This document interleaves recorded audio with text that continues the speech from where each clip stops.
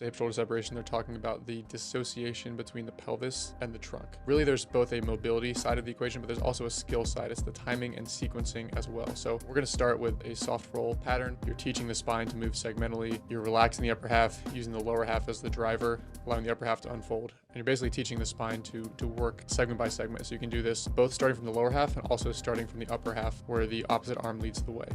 This is a quadruped T-spine rotation. Sit back into the heels. Using a band can help assist this movement and just isolate that movement towards the mid upper back. Again, this is a critical piece for the actual mobility to dissociate the pelvis from the trunk when it comes to your throwing.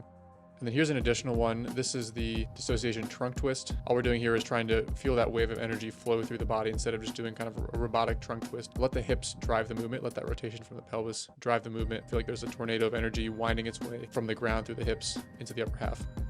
So now we can add a little bit of power on top of that with the Swiss ball. Essentially, we're taking the arms out of the equation, hugging a Swiss ball around a rope, and the weight, the 20, 30, 40 pounds on the cable column band, or in this case, a Kaiser machine, is holding the upper half back while the hips are actually free to rotate underneath you. So it really encourages that dissociation to occur naturally without having to cue it, without having to focus on it. Here's another variation of that. This way, we're going to start in kind of a reverse kneeling position, opposite leg forward, rotate and fire. And again, we're really just thinking about throwing the hips, and starting in this counter rotated position can really help encourage that dissociation between the trunk and the pelvis to occur. Now we're getting to the actual skill-specific, throwing-specific drills. This is a rhythm rocker drill, really just focusing on feeling that tornado of energy work its way from the ground up through the pelvis, through the trunk. So adding a little bit of a coil, a little bit of a turn can work for a lot of guys here. This is not a drill we'll prescribe to everybody, but this can be really a beneficial one. Again, feeling that counter rotation, that turn, keeping the front side closed, and then letting the energy unwind its way from the pelvis segmentally up through the body. Again, just like in the dissociation trunk twist, just like in the soft rolling exercises. This would be a drop step done off the mound. This can also be done off flat ground. Starting in more of a counter-rotated position with the pelvis can help guys feel what it's like to actually be closed off and emphasize that rotational element.